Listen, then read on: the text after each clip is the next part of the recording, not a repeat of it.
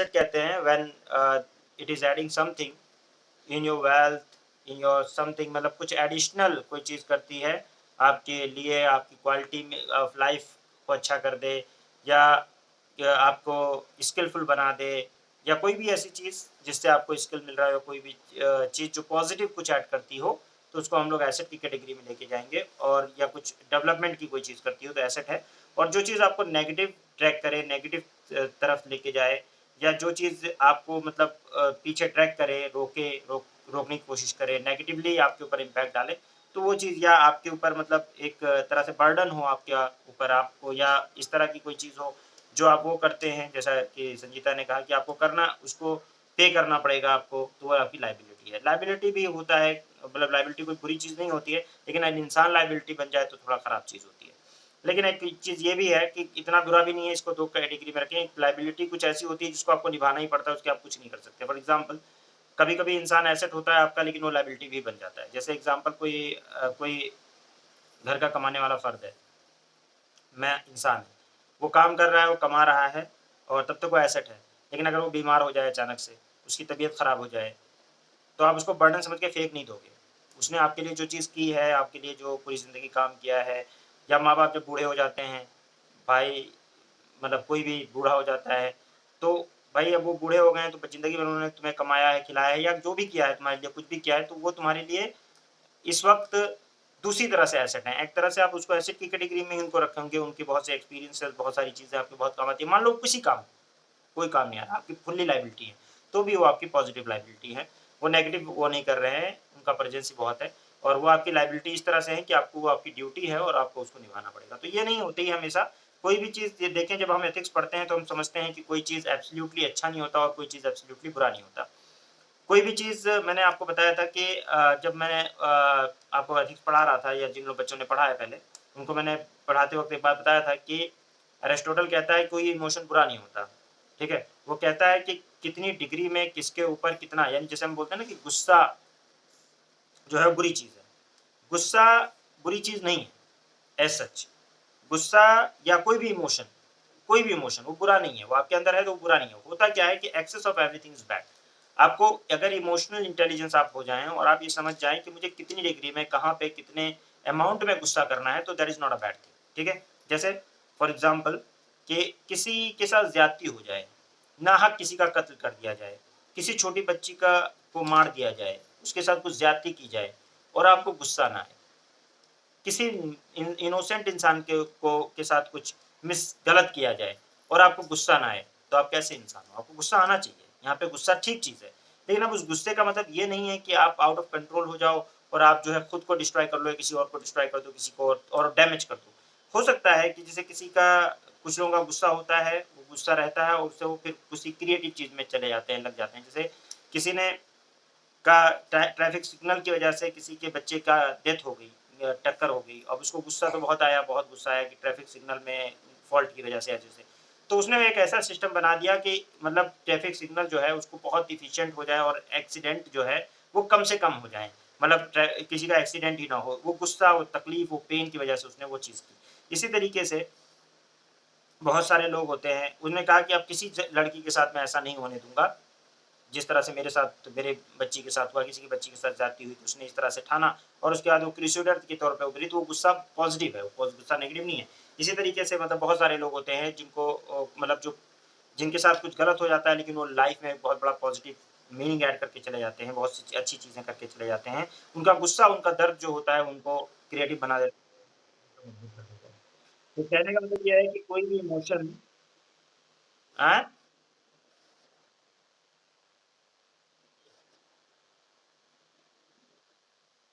हाँ, हाँ, हाँ,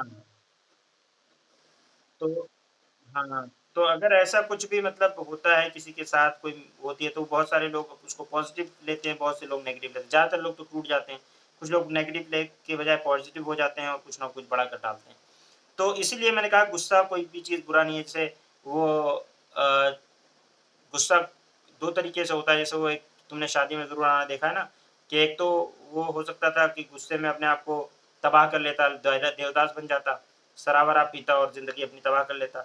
और दूसरा ये भी हो सकता था उस गुस्से को उसने क्रिएटिव यूज़ किया, पॉजिटिव यूज़ किया और वो आईएएस बन गया, है ना? तो ये भी एक मतलब वो है कि बुरी चीज़ नहीं है इमोशन, कोई भी इमोशन बुरा नहीं होता। इसी तरीके से कोई भी लायबिलिटी या कोई भी चीज़ जैसे मैंने बताया, तो लायबिलिटी हमेशा बुरी नहीं होती है, ये मत सोचिए कि हमेशा बुरा होता है। कभी-कभी लायबिलिटी ज़रूरी होती है, आपकी ड्यूटी होती है, आपको करना पड़ता है। आप उसको एज़ अ बर्डन समझ के फेंक नहीं सकते हैं। इसी तरह से गवर्नमेंट भी सरकार जब बजट बनाती है, तो उसका एक वो रहता है कि वो ज़्यादा से ज़्यादा ये नहीं है कि अब वो कह दे कि यार पेंशन तो हमारा नॉन डेवलपमेंट एक्सपेंडिचर है, हम पेंशन नहीं देंगे किसी को, तो ऐसा नहीं कर सकते हैं। हमें सिक्योरिटी हम मेंटेन नहीं करेंगे, सिक्योरिटी से कोई डेवलपमेंट थोड़ी ना हो रहा है, तो भी हमें सिक्योरिटी गार्ड को क्यों पे करें? नहीं तो फिर उससे बड़ा डैमेज हो सकता है, ठीक है ना? तो बेसिकली ऐसा है कि ये चीज़ें डेवलपमेंट नहीं कर रही हैं, लेकिन ज़रूरी है तो आपको करना पड़ेगा, ठीक है ना? आपकी हिफाज़त कर रहे हैं कुछ लोग, जो सिक्योरिटी में है या जो पेंशन है जिन्होंने आपके लिए काम किया है, कुछ पॉज़िटिव कंट्रीब्यूट किया था तो आप उसको पेंशन दे रहे हो या इसी तरह की कुछ चीज़ें हैं जैसे कि जो आपके लिए कुछ नहीं कर सकते, उनके लिए भी आप कुछ डेवलपमेंटल एक्टिविटी में इन्वेस्ट कर रहे हो। तो आप ये करोगे और ये कोई मतलब आपने कोई एहसान नहीं किया है, ना ही ये है कि आप जो है अ, ये लायबिलिटी को आप डिस्चार्ज करने से मना करोगे, नहीं। इसी तरीके से चार्ज एक्सपेंडिचर मैंने बताया था आपको, कंसोलिडेटेड फंड ऑफ इंडिया का चार्ज एक्सपेंडिचर होता है, जिसको आप को देना ही पड़ेगा, आप उसको डिनाई नहीं कर सकते, ठीक है? आपका मन करे देने का, ना करे, आपको देना पड़ेगा। तो इस तरीके से हम लोगों ने एक ओवरऑल वो देखा कि जो एनुअल फाइनेंशियल स्टेटमेंट आर्टिकल 112 के अंदर में एनुअल फाइनेंशियल स्टेटमेंट हम लोग जो है प्रेसिडेंट की ड्यूटी है कि वो पेश करेगा, उसके अंदर वो रेवेन्यू और एक्सपेंडिचर यानी रिसिप्ट और एक्सपेंडिचर के बारे में बात करेगा। मैंने आपको रिसिप्ट और एक्सपेंडिचर कल बता दिया था। आप मुझे आज बताएँगे कि what is the difference between, आप लोग सभी लोग बताएँगे मुझे कि आप कॉल कर पा रहे हो या नहीं? अब हमारा जो टॉपिक है जैसे कि बजट में हम लोग और बाकी बातें लक्ष्मीकांत से करेंगे कि बजट में हमने क्या कौन-कौन सी स्टेजेस होते हैं, क्या होते हैं, मैं एक-एक चीज़ को एक्सप्लेन कर रहा हूँ। आप लोग लक्ष्मीकांत खोल लीजिए अपना चैप्टर नंबर 22 खोल लीजिए और उसमें करते पार्लियामेंट में वो देख लीजिए। एनुअल फाइनेंशियल स्टेटमेंट के नाम से आर्टिकल 112 ऑफ इंडियन कॉन्स्टिट्यूशन के अंदर अभी हम आगे सारी बातें कर रहे हैं, आप लक्ष्मीकांत से पढ़ रहे हैं ना, तो देख लें आप लोग कि 112 को मार्क कर लीजिए कि 112 of Indian constitution is talking about the annual financial statement. आप ये ऑन कर लो ताकि देखो मैं कहाँ मार्क कर रहा हूँ, ठीक है ना? तो क्लियर है? Annual financial statement that we deal with, या इधर बैठ जाओ, इधर बैठ जाओ, ठीक है? The budget is a statement, budget is a statement of the estimate. अब यहाँ पे एस्टीमेट में क्या है, क्या रिसिप्ट, क्या क्या चीजें आ गई, रिसिप्ट एंड एक्सपेंडिचर। मैंने बताया ना उसमें उसने रेवेन्यू एक्सपेंडिचर बोला है ना, that is not correct. What is correct is receipt and expenditure. Will you please read article 112 for me? आप आर्टिकल 112 निकाल के कॉन्स्टिट्यूशन से पढ़ेंगे क्या मेरे लिए? भैया कोई भी बैरेक्ट खोल के और पढ़ लीजिए। बैरेक्ट है आप लोगों के पास? तो बैरेक्ट में आप निकालिए, पार्लियामेंट के चैप्टर में जाइए और वहां पे आप आर्टिकल 112 पढ़िए। तो 112 जब आप पढ़ेंगे तो उसमें लिखा रहेगा कि annual financial statement president shall in respect of every financial year cause to lay before the house of parliament the statement the estimated receipt and expenditure. देखो उसने रेवेन्यू कहीं लिखा है क्या? नहीं लिखा है ना। तो इसीलिए मैंने कहा था कि जो कॉन्स्टिट्यूशनल वो है उसमें जो इन्होंने कहा है वो कहा है कि आप रिसिप्ट और एक्सपेंडिचर का वो देखिए। अब देखिए यहाँ पर गड़बड़ क्या हो गई, उन्होंने रेवेन्यू लिख दिया उसको। अब रेवेन्यू को जब लिखेंगे ना तो रेवेन्यू और एक्सपेंडिचर की बात करेंगे तो फिर कैपिटल रिसिप्ट कहाँ चला जाएगा उसमें? तो ये लोगों का ना ये जो है कंफ्यूज करने वाले लोग हैं जो किताबों में ऐसे लिख देते हैं। कल मैंने उसमें स्लाइड में भी लिखा हुआ था ना, रेवेन्यू का रेवेन्यू और फिर कैपिटल करके और फिर रिसिप्ट और ऐसे करके कहीं कहीं लिख देते हैं लोग कि रेवेन्यू और एक्सपेंडिचर की बात करते हैं। वो बात सही नहीं है। बात सही है किस किस चीज की, रिसिप्ट और एक्सपेंडिचर वाली, जो कॉन्स्टिट्यूशन के अंदर लिखा हुआ है। गेटिंग?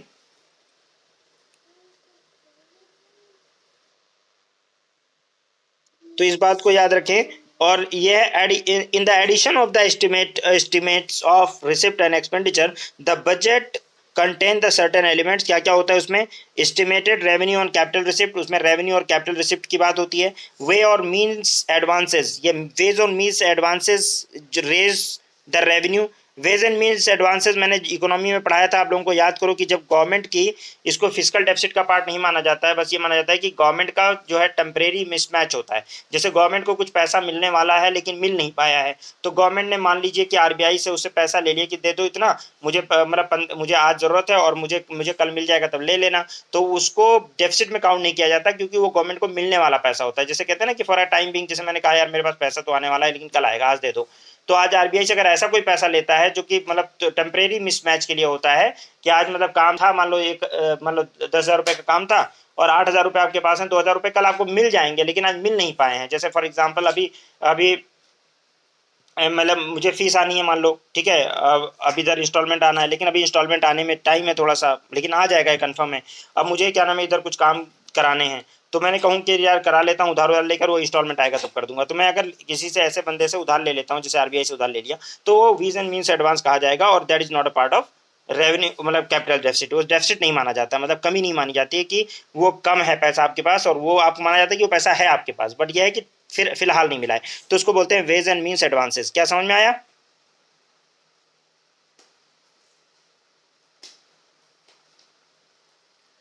ये इकोनॉमी में भी बताऊंगा मैं, वैसे बता दिया अभी, समझ में आ गया होगा।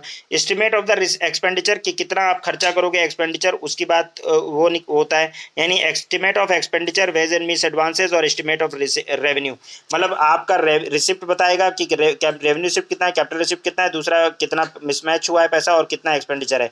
ये सारा जब आप करोगे तो इसको बोलेंगे हम लोग, क्या बोलेंगे, 3 डॉक्यूमेंट। उसके अलावा डिटेल्ड एक्चुअल रिसिप्ट और एक्सपेंडिचर का क्लोजिंग ईयर पे कि कितना पैसा आया, कितना डेफिसिट हुआ, कितना, यानी एक्चुअल बात करेंगे कि भाई देखो हमने तो सोचा था कि आएगा 5,000 करोड़ लेकिन आया 3,000 करोड़ ही, तो वो एक्चुअल में कितना है, एक्चुअल रिसिप्ट कितना है और एक्चुअल में हमारे खर्चा कितना हो गया है, उसकी भी बात रखेंगे। क्योंकि जरूरी नहीं है कि जितना आपने सोचा उतना ही खर्चा हो, उससे कम या ज़्यादा भी हो सकता है, ठीक है। उसके अलावा economic financial year upcoming year के लिए क्या क्या टैक्स लगाने हैं, जो कि आर्टिकल 265 के तहत मैंने बताया ना, यहाँ पे 265 के तहत आपका ये है कि भाई क्या नाम है, कौन कौन से टैक्स लगाने हैं, प्रपोजल कौन से रखने हैं, कौन से रेवेन्यू की ये सब स्पेंडिंग कहाँ से करनी है, तो उसके ऊपर यानी टैक्स वैक्स लगाने के लिए जो फाइनेंशियल बिल वगैरह पेश करना होता है वो भी पेश करते हैं। तो ये कुछ डॉक्यूमेंट जो है बजट में पेश किए जाते हैं। रेवेन्यू रिसिप्ट और कैपिटल रिसिप्ट के अलावा जो है वेज एंड मीन्स एडवांसेस, कितना पैसा आया, कितना पैसा एक्चुअल में गया, वो सारी बातें जो है इस वाले इन डॉक्यूमेंट्स में होती हैं। आई होप कि आपको बात क्लियर होगी।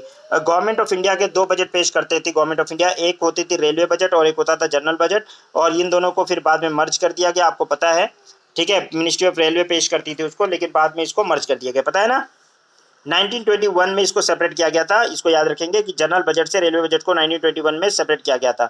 और आपको पता है ये रिकमेंडेशन थी एकवर्थ कमेटी की, एग्जाम में क्वेश्चन आ चुका है कि किसके रिकमेंडेशन पे रेलवे बजट और फाइनेंशियल बजट को, जनरल बजट को अलग किया गया था। उसके बाद में मोदी गवर्नमेंट ने, आपको पता है बहुत अच्छे से, कि रेलवे बजट को 2016 के अंदर फिर रीमर्ज कर दिया, मतलब दोनों को, यानी रेलवे बजट को और जनरल बजट को दोनों को जो है एक ही बजट बना दिया। बोला कि देखो हम लोग जो है रेलवे बजट को जनरल बजट के साथ ही पेश करेंगे, अलग अलग नहीं पेश करेंगे। समझ में आ गई बात? तो ये मर्ज कर दिया 2016 के अंदर।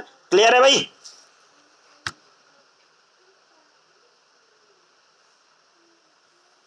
अरे बोलो यारा, तुम लोग बोल नहीं रहे हो, गुस्सा हाँ, थोड़ा बोल दिया करो।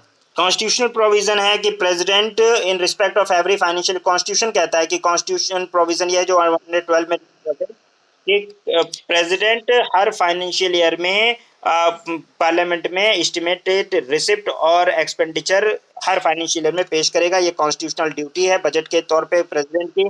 उसके अलावा एक एक माइक बंद कर लो, जब पूछना हो तो भी ऑन करो। No demand for grant shall be made except for the recommendation of any president, बिना कोई डिमांड फॉर ग्रांट नहीं किया जा सकता सिवाय उसके कि जब रिकमेंडेशन कौन दे, प्रेसिडेंट दे। No money can be withdrawn from the consolidated fund of India, कोई भी पैसा कंसोलिडेटेड फंड ऑफ इंडिया जो सरकारी तिजोरी उससे नहीं निकाला जाएगा जब तक कि उसको पार्लियामेंट अप्रूवल ना दे। मनी, कोई भी टैक्स नहीं लगाया जा सकता। No money, no bill impose tax will be introduce in the parliament except on the recommendation of the president, जब तक प्रेसिडेंट रिकमेंड नहीं करेगा तब तक कोई भी मतलब पैसा वैसा आप नहीं निकाल सकते हैं या बिल कोई पेश नहीं कर सकते हैं लोकसभा या राज्यसभा में पैसा के लिए। नो टैक्सेशन, कोई टैक्स नहीं लगाया जा सकता except by the authority of law, कोई टैक्स बिना कानून बनाए नहीं लगाया जा सकता। और पार्लियामेंट के ऊपर ध्यान रखिएगा, पार्लियामेंट की ये पावर नहीं है कि वो टैक्स को रिड्यूस कर सके या एबॉलिश कर सके, ये पावर नहीं है इसकी, ठीक है।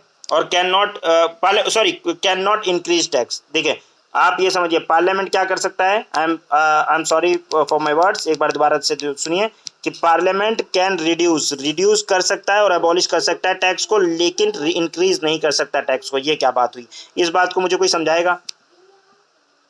ये क्वेश्चन मैंने, ये हमेशा मैं पूछता हूँ, हर साल जो बच्चे को पढ़ाता हूँ मैं हर बार ये क्वेश्चन पूछता हूँ कि ये क्या बकवास है कि पार्लियामेंट जो है टैक्स को कम कर सकता है या टैक्स को एबॉलिश कर सकता है लेकिन बढ़ा नहीं सकता टैक्स को, ये क्या मतलब है?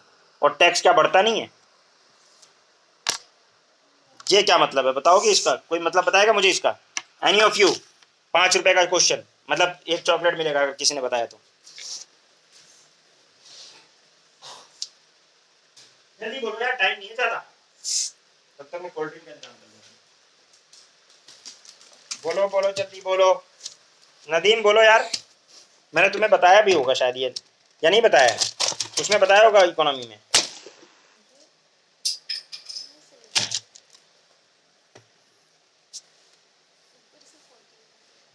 जैसे मारा बस वो। हाँ बोलो, कोई बोल ही नहीं रहा। आवाज नहीं आ रही क्या? आवाज आ रही है? तब क्यों नहीं बोल रहे हो भाई? रिदा, ये कुछ बकवास सी लग रही है ना बात,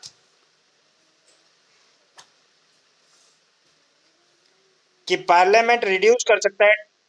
हैं? पार्लियामेंट रिड्यूस कर सकता है, पार्लियामेंट अबॉलिश कर सकता है, लेकिन इंक्रीज नहीं कर सकता, ये क्या मतलब है? दूसरी बात ये भी है कि क्या नाम है, ये भी है कि पार्लियामेंट टैक्स लगा सकता है, लेकिन कोई नया टैक्स अगर लगाना है तो वो लगा सकता है। तो ये क्या मतलब हुआ कि वो बढ़ा नहीं सकता टैक्स को? ये क्या मतलब हुआ, है कि नहीं? नाक साफ करो साहब। बोलो। नहीं बता पाओगे? अरे नदीम बोल दे मैं नहीं बता पा रहा, बस मैं बताना शुरू कर दूंगा। हाँ नदीम, तुम एक बार बोल दो बस कि मैं नहीं बता पा सकता था, बस मैं बताना शुरू कर दूं। हाँ? मैंने बताया नहीं है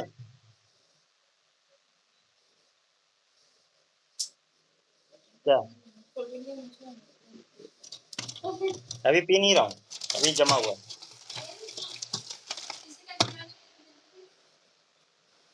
जल्दी से कुछ नहीं होगा। नहीं नहीं, ये बर्फ जो बना हुआ है अभी, बेकार हो जाएगा, मैं बता रहा हूँ ना, बेकार हो जाएगा। अभी नहीं, जब गल जाएगा तब मिक्स हो जाने दो, तब नहीं तो दूंगा नहीं। हाँ बोलो बोलो, बोलो बोलो रिदा, बोलो रिदा, मैं सुन रहा हूँ, आई एम लिसनिंग।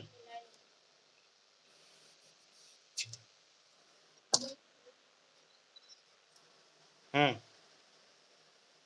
बोल के रुक जाती है। बोलो बोलो। क्या बात है, ये कहाँ से तुमने ढूंढा है, जरा बताओ मुझे।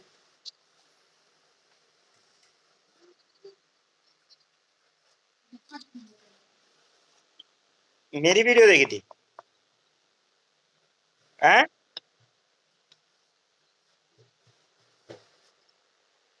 हाँ हाँ। अच्छा,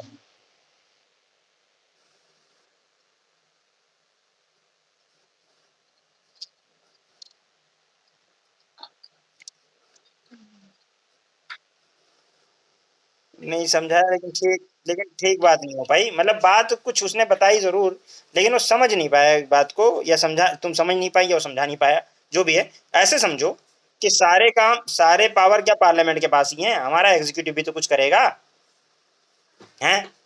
करेगा कि नहीं करेगा बताओ? अरे कुछ उसके भी हाथ में पावर दे दो भाई। तो पार्लियामेंट जो है वो लेजिस्लेचर है, और पार्लियामेंट कर रहा है कि टैक्स रिड्यूस कर देगा, एबॉलिश कर देगा, ठीक है, और क्या नाम है, लगा देगा नया टैक्स, ये सब कर सकता है। लेकिन अगर कोई टैक्स, ईजान ये क्या कर रहे हो, व्हाट आर यू डूइंग? उठाओ वहां से कॉपी, तुरंत उठा लो, ठीक है। तो एबॉलिश कर सकता है, रिड्यूस कर सकता है, लेकिन इंक्रीज करने का जो पावर है वो एक्चुअल में गवर्नमेंट के पास है, ठीक है ना? अब गवर्नमेंट के पास है, और उसमें भी अभी जैसे जीएसटी वाला है तो जीएसटी काउंसिल बना दी गई है, तो ये एग्जीक्यूटिव की पावर है कि वो कोई कैंसिल बॉडी बना दे, या कोई काउंसिल बना दे, या प्रेसिडेंट कोई बॉडी बना दे, काउंसिल बना दे, जो कि खुद जो टैक्स को इंक्रीज करने वाली बात देखे। अब वो टैक्स जो है इंक्रीज करने का पावर गवर्नमेंट के पास है, इतना ये याद रखिए, ना कि पार्लियामेंट के पास, ठीक है ना? ये बात आप समझ गए। अब बात आती है कि भाई गवर्नमेंट ने ठीक है, गवर्नमेंट ने जो है parliament can reduce and abolish the tax but can not increase it. मतलब पार्लियामेंट जो है अबॉलिश कर सकता है, रिड्यूस कर सकता है, लेकिन इंक्रीज नहीं कर सकता। लेकिन इंक्रीज कैसे करेगा? जब हो जाएगा मिक्स में दे दूंगा, ठीक है। तो इंक्रीज कौन करेगा? वो। अब उसने मान लो इंक्रीज कर दिया, अब वो टैक्स इरेशनल है, बहुत ज्यादा बढ़ा दिया। मान लो उसने कह दिया कि 500% टैक्स लगेगा। अब पार्लियामेंट क्या कर सकता है? पार्लियामेंट क्या कर सकता है? रिड्यूस कर सकता है, या बोले ठीक है बड़ा टैक्स लगाने का शौक है, अबॉलिश कर दिया, टैक्स ही नहीं लगेगा, चलो। ठीक है, समझे? इंक्रीज करने का पावर है गवर्नमेंट के पास, पार्लियामेंट के पास पावर नहीं है। लेकिन उसको रिड्यूस करने का और उसको एबॉलिश करने की पावर तो है कि खत्म कर दे। Gatting?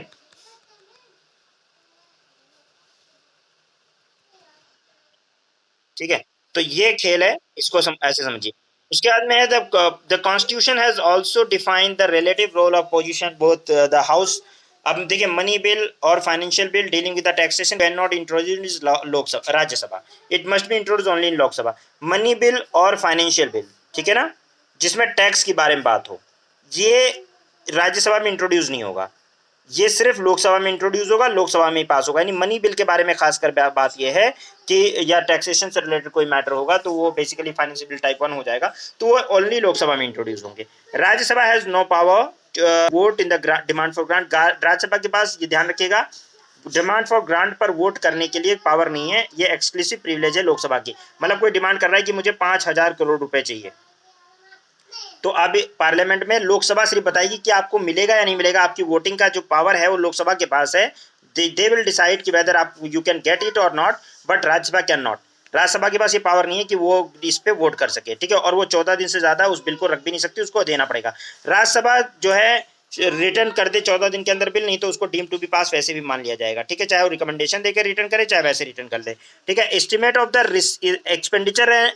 Expenditure embodied in the budget shall show separately. Expenditure देखो, एक्सपेंडिचर जो है उसमें चार्ज एक्सपेंडिचर मैंने बताया था, charge on the consolidated fund of India, expenditure from the consolidated fund of India. तो आपको चार्ज एक्सपेंडिचर अलग दिखाना है कि भैया इतना पैसा तो हमारा चार्ज एक्सपेंडिचर है, बाकी सारा पैसा जो है ये तो हमें फिक्स है, इसको देना है, ये तो फिक्स हो गया, बॉक्स में बंद है, इस पे आप कुछ नहीं कर सकते। तो ये हमारा 500 करोड़ रुपए लेट से ये चार्ज एक्सपेंडिचर है, इसको या कोई भी अमाउंट जो भी चार्ज एक्सपेंडिचर होगा that is fix, you can not change it. इसको अलग दिखाना है, बाकी एक्सपेंडिचर अलग दिखाना है। Expenditure charge on the consolidated of India shall not be submit, और उसमें वोट करने की जरूरत नहीं होती। एक्सपेंडिचर चार्ज जो होता है उस पर वोट नहीं करने की जरूरत है, उसको देना ही देना पड़ता है, यानी वोटिंग से आप बदल नहीं सकते उसको। Charge consolidated fund of India पे चार्ज एक्सपेंडिचर कौन से? यूपीएससी के अंदर बहुत बार क्वेश्चन आता है, बहुत बार क्वेश्चन आता है, बहुत बार क्वेश्चन आता है। पूछता क्या है कि which of the following are charge on the consolidated fund of India, तो रट्टा मार लो कौन कौन से चार्ज है। सुनो, प्रेसिडेंट की सैलरी, उसके एक्सपेंडिचर ऑफिस के चार्ज हैं, देना ही पड़ेगा, ठीक।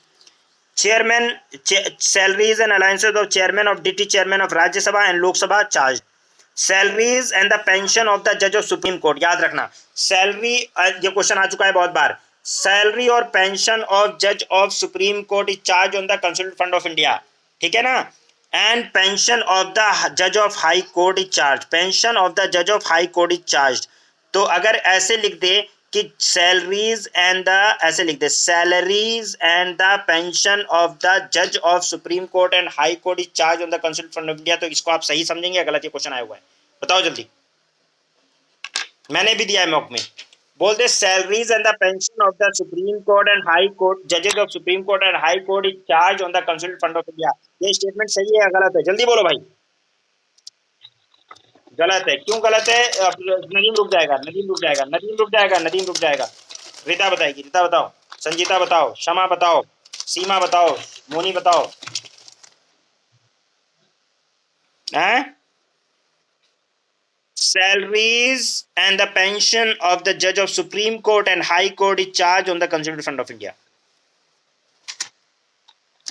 Why गलत है?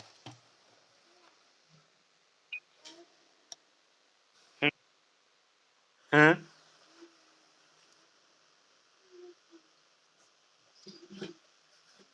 हम्म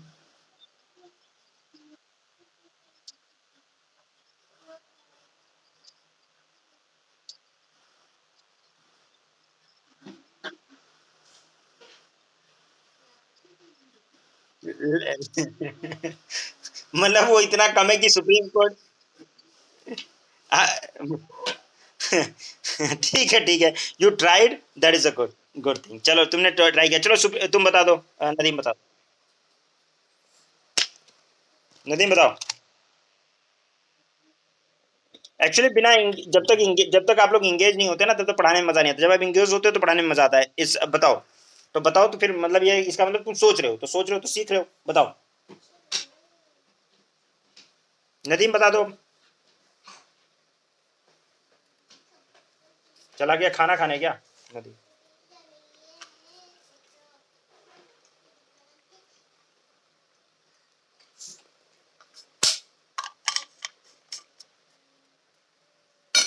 भाई बता दो नदीम साहब।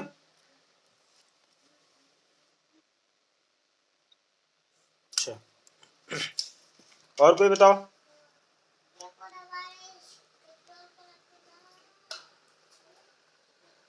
चलो ठीक है, सुनो। देखो, पेंशन ऑफ द जज ऑफ हाई कोर्ट, जो देखो सुप्रीम कोर्ट के जज की सैलरी और पेंशन ये दोनों चार्ज है कंस्टिट्यूशन फंड ऑफ इंडिया पे, सुप्रीम कोर्ट के जज की, ठीक है ना। लेकिन हाई कोर्ट के जज की सिर्फ पेंशन है, सैलरी नहीं है। इसलिए उसमें मैंने सैलरी बोला था, सैलरी एंड पेंशन दोनों बोला था। सैलरी उसकी कंस्टिट्यूशन फंड ऑफ स्टेट पे है, जिस स्टेट में वो रहेगा। जैसे मान लो यूपी में है, तो यूपी का जो कंस्टिट्यूशन फंड ऑफ यूपी है, वहां से उसको सैलरी मिलेगी, ना कि कंस्टिट्यूशन फंड ऑफ इंडिया से, ठीक है ना। और अगर बिहार का है तो बिहार का जो हाई कोर्ट है उसके के हाई कोर्ट से मिलेगी। और अगर मान लो दो स्टेट का एक ही हाई कोर्ट है, जैसे कहीं पे होता है कि दो स्टेट का एक ही हाई कोर्ट होता है, क्योंकि हमारे यहाँ मतलब 30-30 40 मतलब 30-32 यूनियन टेरिटरीज और क्या नाम है आपके स्टेट थे। लेकिन 21 ही पहले हाई कोर्ट थे, अभी 24 हाई कोर्ट हैं। तो 24 हाई कोर्ट को मतलब सब मैनेज होते हैं ना, एक दो कुछ यूनियन टेरिटरीज के और क्या नाम है स्टेट के हाई कोर्ट एक ही हैं। जैसे पंजाब और हरियाणा का हाई कोर्ट एक ही है, तो अब ये दोनों का हाई कोर्ट और चंडीगढ़ का भी एक ही हाई कोर्ट है। तो अगर ये हाई कोर्ट एक ही है, तो उसमें जो है उन दोनों प्रेसिडेंट डिसाइड करेगा कि कुछ पोर्शन जो है, जैसे 40% मान लो छोटा स्टेट है तो 40% है, 60% बड़ा स्टेट है, तो ऐसे प्रेसिडेंट डिसाइड करता है उनकी सैलरी को। ठीक है, वो गवर्नर डिसाइड करता है उनकी, प्रेसिडेंट डिसाइड कर देगा कि हाँ भाई ये इतना इतनी सैलरी देनी है। ठीक है, प्रेसिडेंट डिसाइड कर देगा, गवर्नर नहीं, सॉरी।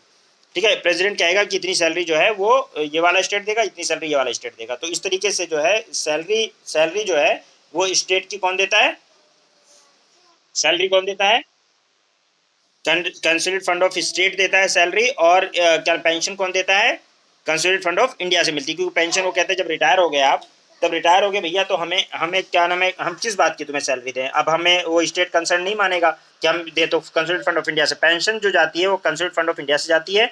और सैलरी जो होती है हाई कोर्ट के जज की वो कंसोलिडेटेड फंड ऑफ स्टेट से आती है। इसलिए यहाँ पे ध्यान रखिए, जो मैंने स्टेटमेंट दिया था वो रॉन्ग हो जाता। दूसरी बात, salary and the allowances of the CAG, CAG की जो सैलरी अलाउंसेस पेंशन सब कुछ जो है वो कंसोलिडेटेड फंड ऑफ इंडिया से जाता है। कहाँ से आता है, कंसोलिडेटेड फंड ऑफ इंडिया से। Salary allowances and the pension of the chairman of UPSC, UPSC के चेयरमैन का और उसके मेंबर्स की जो सैलरी अलाउंसेस वगैरह पेंशन वगैरह सब जाएगा।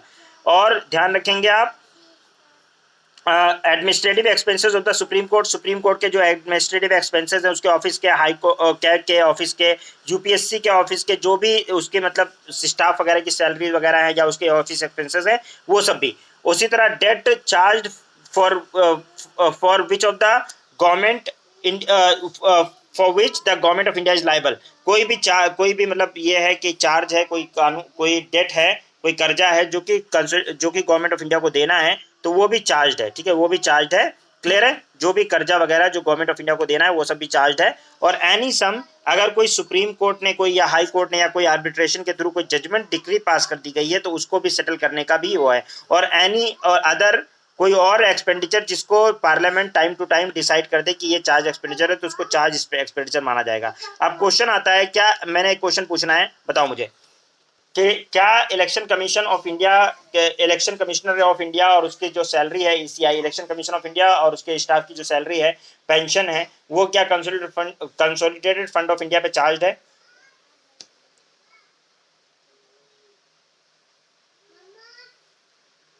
बताओ। Consolidate election commission of India जो है उसकी सैलरी और उसकी पेंशन जो है, क्या वो कंसोलिडेटेड फंड ऑफ इंडिया पे चार्ज है? बोलो भाई।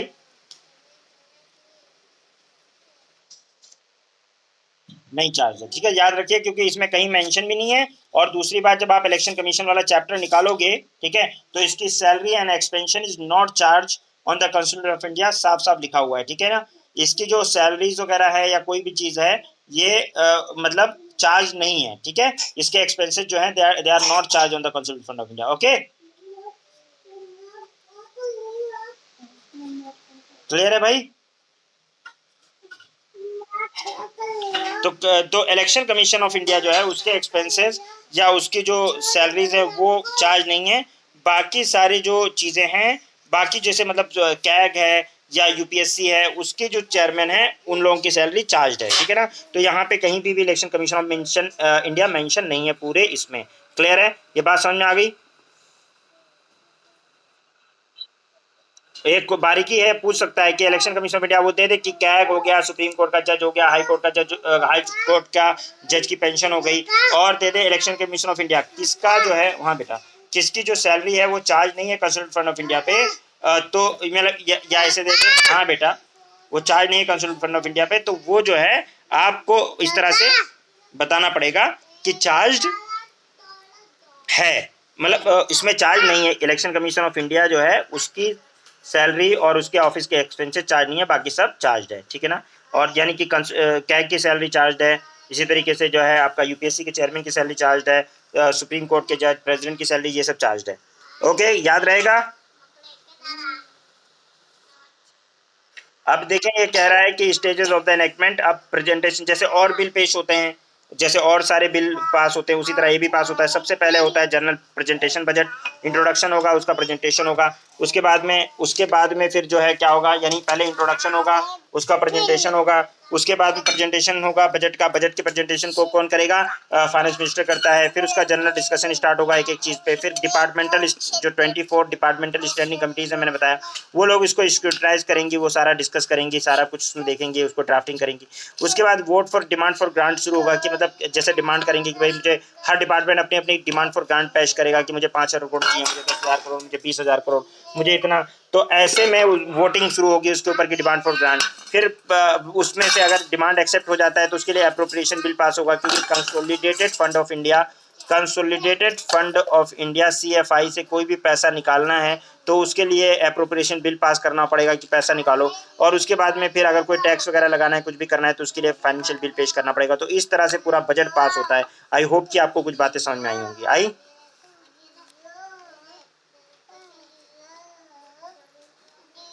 क्लियर है? बात समझ में आई अभी फिलहाल? ये बात समझ बेटा, ठीक है, समझ में आया या नहीं आया? अब देखिए इसमें अलग अलग स्टेजेस होते हैं कि जब आपका जैसे कि प्रेजेंटेशन ऑफ द बजट है, बजट को प्रेजेंट, हाँ बेटा ठीक है, जैसे जैसे कि प्रेजेंटेशन ऑफ द बजट है, ठीक है। अब इसमें, हाँ बेटा मैं पढ़ा रहा हूँ, अभी बात करता हूँ आपसे, ठीक है। अब इसमें जो है कुछ ना कुछ मोशन लगते हैं। जैसे प्रेजेंटेशन ऑफ द बजट हो गया, आपने प्रेजेंट कर दिया, प्रेजेंट करके डिस्कशन शुरू हो गया। लेकिन उसके बाद में फिर क्या होगा, जनरल डिस्कशन शुरू होगा। डिपार्टमेंटल स्टैंडिंग कमेटी मैंने बताया 24, पीछे जो अगला चैप्टर है उसमें है 24 डिपार्टमेंटल स्टैंडिंग कमिटीज़ हैं, उनके बारे में मैंने बात की है। तो वो जो है वो करेगा। उसके बाद में फिर क्या होगा, demand for vote for grant. तो डिमांड आप शुरू होगा, vote for demand voting on the demand for grant. जो डिमांड फॉर ग्रांट है उस पर वोटिंग शुरू होगी। जब वोटिंग शुरू करेंगे डिमांड फॉर ग्रांट, मतलब जो ग्रांट है उस पर वोटिंग शुरू होगी कि भाई इतना आपको मिलेगा नहीं, तो उस पर ना कट मोशन लगता है। क्या लगता है? क्या लगता है? कट मोशन लगता है। इसमें कट मोशन क्या होता है कि लोग जो है, ठीक है, कौन आ गया,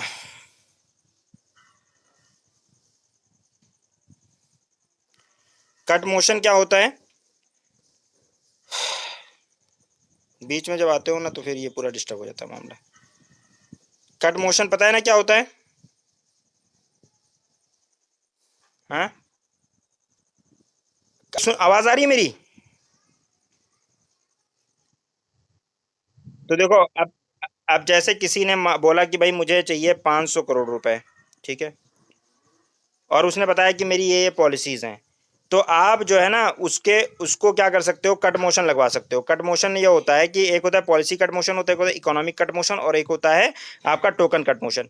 तीन तरह के कट मोशन होते हैं। अब इनके ऊपर क्वेश्चन आ जाता है कि ये कट मोशन क्या है। तो आपको लग रहा है कि यार ये डिमांड सही नहीं है, आपको क्या लग रहा है कि डिमांड सही नहीं है, ये ज्यादा मांग रहा है पैसा, जबकि चाहिए इसके लिए, मतलब पहले तो आपको लग रहा है कि उसने कहा ना कि मुझे जो है ना वो चांद पे जाने के लिए बजट बनाना है कि भाई चांद पे हमें इसी साल मिशन भेजना है, ठीक है ना। तो बोला यार भूखे लोग इतने मर रहे हैं, इतने लोग भूखे मर रहे हैं और इतना ज्यादा क्या नाम है दिक्कत है इंडिया में, तुम बाहर चांद के लिए मिशन के लिए पैसे मांगे जा रहे हो, प्रायोरिटी ये ठीक नहीं है, तुम्हारी पॉलिसी ही किसी लायक नहीं है। पूरी पॉलिसी को अगर आपने पूरी पॉलिसी को डिसअप्रूव किया या क्रिटिसाइज किया और उसको बोला ये 1 रुपए की इसकी औकात नहीं है, उसमें बोला जाता है, स्टेटमेंट दिया जाता है कि रिड्यूस टू ₹1, अगर ये बोल रहा है तो इसका मतलब ये है कि ये ठीक नहीं है, इसका कोई अल्टरनेट पॉलिसी होनी चाहिए। तो ऐसा जब कट मोशन होता है, जब आप पॉलिसी को रिजेक्ट करते हो तो उसको और उसको बोलते हो 1 रुपए की औकात नहीं है, मतलब एक रिड्यूस टू ₹1 अगर बोलते हो तो इसका मतलब यह है कि this is policy cut motion. क्या है? हाँ, ठीक है। दूसरा होता है economic cut motion. Economic cut motion में क्या होता है कि आप जो है बोलते हो, जैसे किसी ने मांगा कि 1,000 करोड़ रुपए दे दो, कितना दे दो? 1,000 करोड़। आपने बोला यार 1,000 करोड़ तो नहीं होगा, आप ना थोड़ा सा कम कर दो इसको, ये 800 करोड़ में काम हो जाएगा, लो 800 करोड़ ले लो, ठीक है। तो ये मतलब क्या हुआ कि इकोनॉमिक कट कर दिया गया, ठीक है ना। इकोनॉमिक कट मोशन कहते हैं इसको, ठीक है। इसमें क्या होता है, अमाउंट को रिड्यूस किया जाता है, ठीक है। जो डिमांडेड अमाउंट है उसको, एक लमसम अमाउंट को रिड्यूस करने की बात की जाती है, तो इसको ओमिट करने की, कुछ पर्टिकुलर अमाउंट को ओमिट करने की बात की जाती है, तो इसको बोलते हैं इकोनॉमिक कट मोशन। इसके अलावा टोकन कट मोशन होता है, जिसमें क्या होता है कि कुछ स्पेसिफाइड चीज़ों के लिए तो पैसा देते हैं और कुछ चीज़ों के लिए पैसा नहीं देते, टोकन कट होता है। जैसे फॉर एग्जाम्पल मैंने बोला कि बस बस लेनी है और स्कूल बनवाना है, तो उन्होंने बोला स्कूल बनवाने के लिए तो बजट मिल जाएगा आपको, लेकिन बस बाद में लेंगे, आप बस लेने का आपको नहीं मिल पाएगा। तो इसको जो बोलेंगे टोकन कट मोशन करेंगे, मतलब एक टोकन कट किया जाएगा, ठीक है ना। क्लियर है? कोई स्पेसिफिक ग्रेवेंसेस के लिए रिस्पॉन्सिबिलिटी की, मतलब मैं एक बेसिकली मैंने आपको वो बता दिया कि कट मोशन क्या है। मतलब ये एक जनरल स्टेटमेंट दिया है मैंने कि इस तरह कैसे मतलब कट मोशन होता है, लेकिन आपको ये जानना है कि अगर पॉलिसी को रिजेक्ट कर दिया जाए तो उसको बोलेंगे एकदम पॉलिसी कट मोशन। अगर थोड़ा बहुत कम किया जाए डिमांड को, मतलब रिड्यूस किया जाए, थोड़ा सा रिड्यूस करा जाए डिमांड को, अमाउंट को रिड्यूस किया जाए तो उसको इकोनॉमिक कट मोशन। और अगर किसी पर्टिकुलर चीज़ के लिए दिया जाए और दूसरी चीज़ के लिए रोका जाए तो उसको बोलते हैं, मतलब उसमें भी कट ही होता है लेकिन एक पूरा सेगमेंट ही गायब कर देते हैं कि एक चीज़ के लिए नहीं मिलेगा, तो उसको टोकन कट मोशन बोलते हैं। और ये जो है बेसिकली जब कट मोशन लगाया जाता है तो उसमें क्या होता है, ऑपोजिशन वाले अक्सर लगाते हैं कट मोशन, लेकिन वो कभी पास नहीं हो पाता। ये सिर्फ एक क्रिटिसिज्म का टूल है, गवर्नमेंट को क्रिटिसाइज करने का एक टूल है। और ये ध्यान रखिए, इसमें जो कट मोशन लगाया जाता है तो कभी पास नहीं होता, तो इसका कोई मतलब नहीं रह जाता, लेकिन गवर्नमेंट को क्रिटिसाइज जरूर किया जाता है क्योंकि मेजोरिटी का सपोर्ट हमेशा होता है। देखो यहाँ पे है कि house does not pass as a government enjoy the majority, तो कभी भी ये कट मोशन पास वास नहीं हो पाते। Cut motion does not have क्या नाम है यूटिलिटी इन प्रैक्टिस, क्योंकि यूटिलिटी नहीं है इनका प्रैक्टिस में कोई, सिर्फ नाम है। क्यों? क्योंकि they are moved and discuss in the house but not passed, वो मूव करेंगे डिस्कस करेंगे लेकिन पास नहीं हो सकता। क्यों? क्योंकि लोकसभा की में जो है मेजोरिटी जो होती है लोकसभा में पास करना होता है, और राज्यसभा में मेजोरिटी जो होती है सरकार की होती है। सरकार बिल पेश कर रही है तो उसको आप कितना भी क्रिटिसाइज करो कि 1 रुपए की औकात नहीं है, ये नहीं है, वो नहीं है, वो थोड़ी ना पास होने देंगे। आप वोटिंग करोगे उसको, वोटिंग को में वो आप हार जाओगे। तो बेसिकली ये सिर्फ क्रिटिसिज्म का एक टूल है, इसमें आप कुछ कर वर नहीं सकते। ये मेरी बात समझ में आ गई होगी आपके?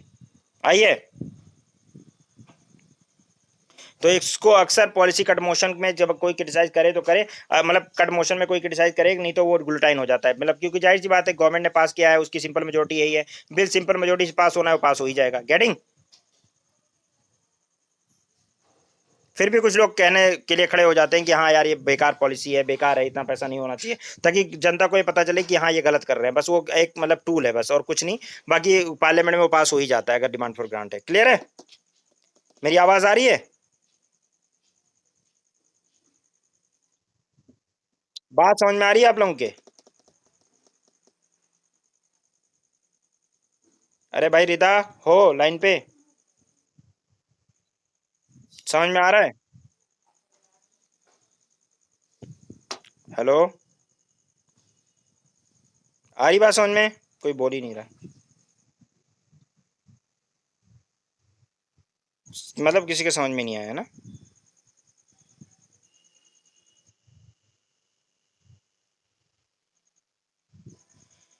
देखो ऐसा है कि भाई पहले मैंने बताया आपको कि मतलब इंट्रोडक्शन होगा, और इंट्रोडक्शन के बाद में जो है आपका जनरल डिस्कशन शुरू होगा, और उसके बाद में हाँ, आवाज नहीं आ रही थी।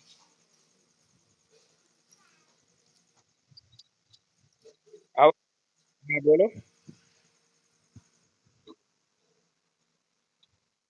समझ में आ रहा है?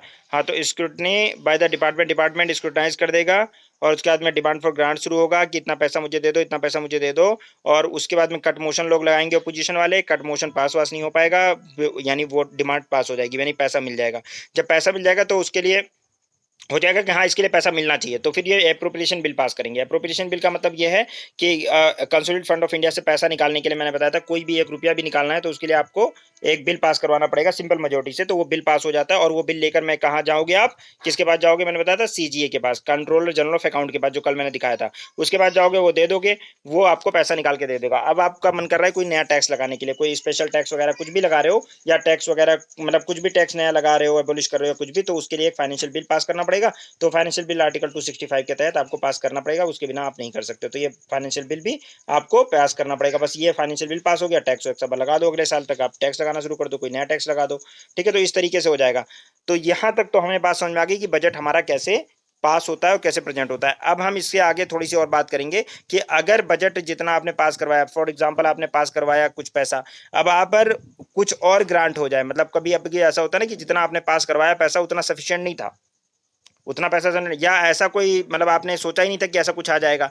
जैसे फॉर एग्जांपल अभी हमें पता नहीं था कि कोई नई सर्विस एआई टूल कोई आ जाएगा जो हमारे लिए गवर्नमेंट के लिए बड़ा एसेंशियल हो जाएगा। अब हम एक साल वेट तो नहीं करेंगे कि नेक्स्ट ईयर बजट आएगा तब बजट पास करवाएंगे। अगर मान लो बहुत जरूरी कोई चीज़ आ गई, कोई ऐसी मिसाइल है जो हमें जरूरत है खरीदनी क्योंकि पाकिस्तान ने खरीदी, हमारे ऊपर अटैक करने वाला है, अब हमें कोई डिफेंस सिस्टम खरीदना है फटाक से, क्योंकि फिर हम बजट का इंतजार थोड़ी ना करेंगे अगले साल बजट आएगा तब उसमें पास करवाएंगे तब खरीदेंगे, तो हम खरीद लेंगे उसको और उसके लिए फिर हम उसको फिर बाद में अप्रोप्रिएट करवाएंगे। तो कहने का मतलब ये होता है कि बहुत सारी ऐसी सिचुएशन आती है, या फॉर एग्जाम्पल आपने अंदाजा लगाया था कि कोई काम जो है कोई प्रोजेक्ट था वो 1,000 करोड़ में पूरा हो जाएगा, लेकिन वो 1,000 करोड़ के बजाय 1500 करोड़ तक पहुंच गया है, पहुंच जाएगा, तो उसके लिए फिर एडिशनल आपको कुछ पैसा चाहिए होगा। तो ये सब होता है कि अदर ग्रांट में आ जाता है कि मतलब supplementary grant, additional grant, excess grant, vote for code of credit, exceptional grant, ऐसे टोकन ग्रांट, ऐसे अलग अलग नामों से जाना जाता है इन सब सारे ग्रांट्स को। तो ये कुछ ग्रांट हैं जिनके बारे में मैं आपसे अब आगे बात करूंगा।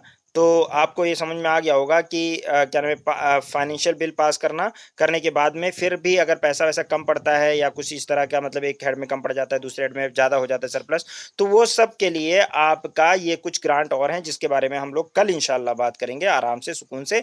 और फिर हम लोग फिर ये कंसोलिडेटेड फंड ऑफ इंडिया वैसे मैं बता चुका हूँ, consolidated fund of India article 266, public account का आर्टिकल 266 में ही है, कॉन्टीजेंसी 267 में है। और बाकी मैं क्या क्या इसमें होता है और क्या रोल है, ये बात करने के बाद फिर क्या क्या रोल प्ले करता है पार्लियामेंट, लेजिस्लेटिव फंक्शन वगैरह